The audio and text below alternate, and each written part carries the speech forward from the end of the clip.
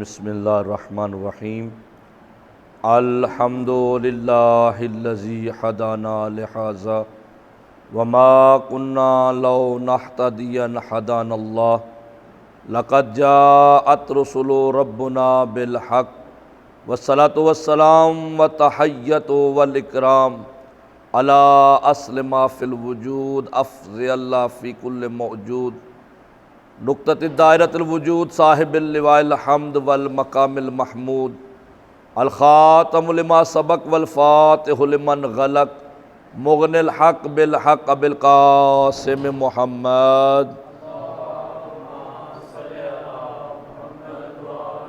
وآلہ طیبین الطاہرین المعصومین ولعنۃ اللہ علی اعداء ملعونین من یومنا ھذا الی یوم الدین اما بعد فقد قال اللہ تبارک و تعالی فی کتابہ المحکم وقولہ الاحسن وهو اصدق الصادقین بسم اللہ الرحمن الرحیم یا ایھا الذین آمنوا اتقوا اللہ وکونوا مع الصادقین صلوات۔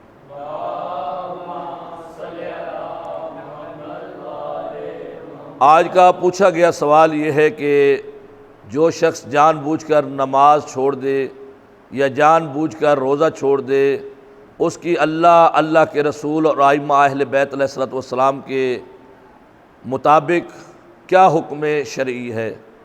تو عزیزان محترم، آج کے سوال کے بارے میں نماز کی بابت پہلے بات کرتا چلوں۔ نماز سب سے وہ اہم فریضہ ہے جو فروعات دین میں سے پہلی چیز نماز کہا گیا ہے، اور قرآن مجید فرقان حمید میں ہر چیز کا حکم 1 2 3 جگہ پہ ہے۔ نماز وہ واحد پیغام ہے اللہ کی طرف سے جس میں قرآن مجید میں کم از کم 86 مقام پر کہا گیا اقیموا الصلاۃ وآتوا الزکوٰۃ، اقیموا الصلاۃ وآتوا الزکوٰۃ، اقیموا الصلاۃ وآتوا الزکوٰۃ، یعنی نماز کو قائم کرو اور زکوٰۃ ادا کرو۔ یعنی کوئی اتنا بڑا اہم پیغام ہے اللہ کی طرف سے، اتنا اہم پیغام ہے کہ اللہ نے بار بار دہرایا ہے۔ حج کا مقام ہو تو 1 2 جگہ پر، جو اور کوئی مقام ہو 1 2 جگہ پر، یعنی واحد یہ پیغام اللہ کی طرف سے ہے جس میں اللہ نے بار بار کہا ہے، اور اللہ نے کہا ہے جو نماز کو سبق جانتا ہے ان نمازیوں پر اللہ کی لعنت ہو۔ یعنی ہلکا جانتا ہے، نماز کی اہمیت نہیں، اچھا پڑھ لیں گے تو ان کے لیے یہ عذاب ہے۔ جو بالکل نہیں پڑھتا اس کے لیے کیا حکم ہے؟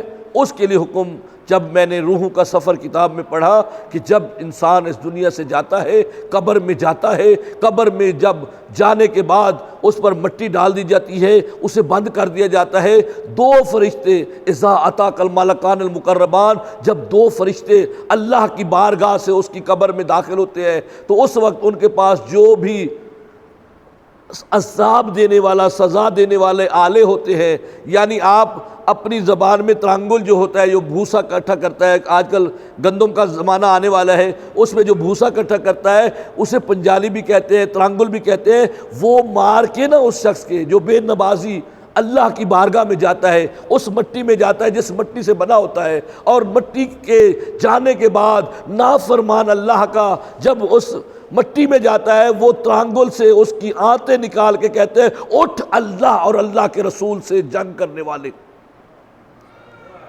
اٹھ اللہ اور اللہ کے رسول سے جنگ کرنے والے، تو نے ساری زندگی اللہ اور اللہ کے رسول کے ساتھ جنگ کی ہے، اب اس کو دشمن خدا کہا جاتا ہے، اسے دشمن رسول کہا جاتا ہے، اسے دشمن شریعت کہا جاتا ہے۔ اس چیز کا اندازہ اگر آپ نے لگانا ہو، ایک شخص آتا ہے اللہ کے رسول کی بارگاہ میں آ کے کہتا ہے یا رسول اللہ میں نابینا ہوں، میں نماز فجر کے لیے اپنے گھر سے آ نہیں سکتا، میرے پاس نہ کوئی سرمایہ ہے، نہ کوئی بچہ ہے، نہ کوئی گھر سے آنے والا ہے۔ اللہ کے رسول کہتے ہیں پھر بھی نماز فجر جماعت کے ساتھ پڑھو۔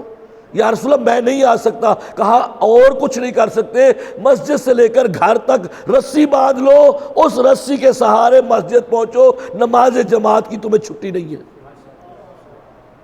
اب ہمیں سمجھنا چاہیے کہ جب نبینا کو چھٹی نہیں ہے تو ہم نبینا سے بڑھ گئے کہ مسجدیں بھری نہیں ہیں، مسجدیں خالی ہیں، حتیٰ کہ یہاں تک اعلان رسول ہے کہ جو شخص نماز فجر کے لیے اٹھ کے نہیں آتا ان کے گھروں کو آگ لگا دو، آگ لگاؤ اور تاکہ وہ گھر سے آ جائے۔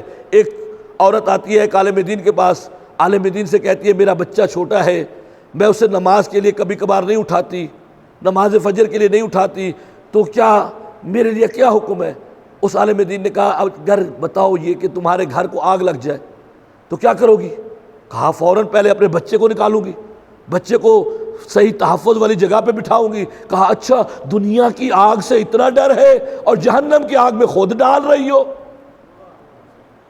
امام رضا علیہ السلام کے پاس ایک شخص آیا، کہتا ہے میرا بچہ 7 سال کا ہو گیا ہے، کبھی کبھی نماز چھوڑ دیتا ہے، کبھی کبھی نماز چھوڑ دیتا ہے۔ اس وقت پہ امام غضبناک ہو کے کہتے ہیں 7 سال ہو گئے اللہ کی زمین پر رہتے ہوئے، اللہ کا رزق کھاتے ہوئے، پھر بھی نماز چھوڑ دیتا ہے، یعنی اس کی بندگی چھوڑ دیتا ہے۔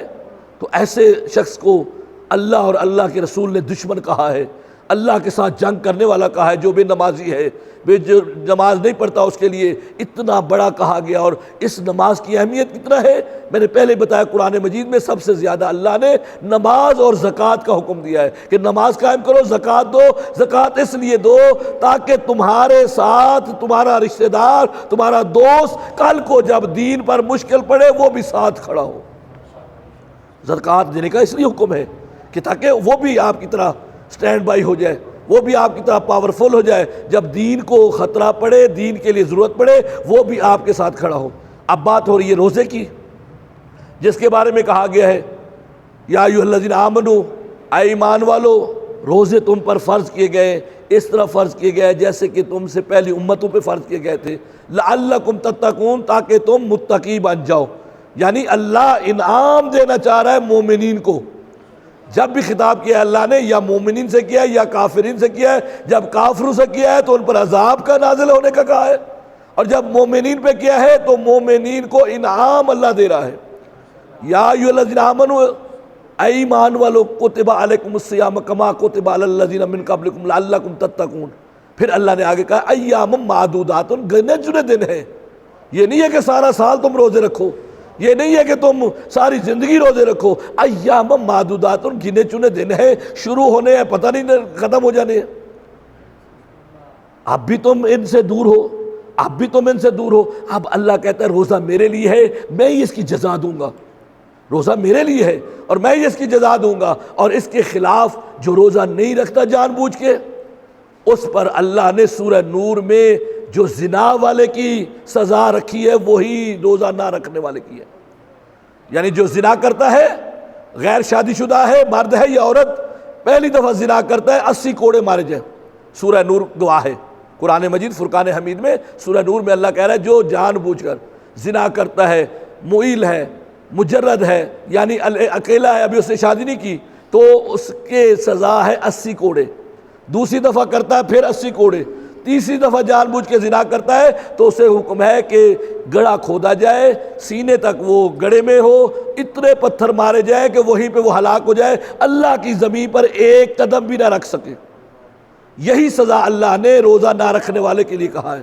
جو جان بوجھ کے پہلا روزہ نہیں رکھتا 80 کوڑے مارے جائے، جو دوسرا روزہ نہیں رکھتا اس پہ پھر 80 کوڑے مارے جائے، جو تیسرا روزہ نہیں رکھتا جان بوجھ کر، اگر شرعی حکومت ہو تو وہاں پہ اسے حکم ہے سنگسار کر دیا جائے، گڑھا کھود کے اسے اتنے پتھر مارے جائے کہ اس کی موت واقع ہو جائے اور تصدیق ہو جائے کہ یہ مر گیا ہے، اسے مومن کے قبرستان میں دفن نہ کیا جائے، مومنین کے قبرستان میں دفن نہ کیا جائے، کیونکہ اس پر جو عذاب ہوگا اس کی وجہ سے دوسرے پر بھی عذاب نہ آ جائے۔ تو مومنین کرام، روزہ نہ رکھنا ایک بری چیز ہے، اللہ کی حکم عدولی ہے، اللہ کا فرمان نہ ماننا ہے، کیونکہ اللہ جانتا ہے تیرے جسم کو کیا ضرورت ہے۔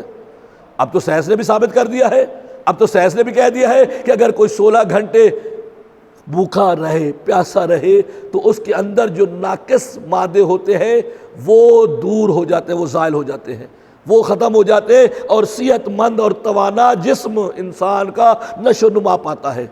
تو اللہ نے اس لیے انسان پر 1 سال میں 1 مہینہ رکھا ہے، اور اس کا بھی کہہ دیا ہے 29 یہ والا رولا بھی نہیں ہے۔ قرآن مجید کہہ رہے ہیں ایام معدودات، ایک چاند دیکھو گے روزے واجب ہو جائیں گے، دوسرا چاند دیکھو گے روزے ساقط ہو جائیں گے، 1 مہینہ ہو اور اللہ کی نافرمانی ہو۔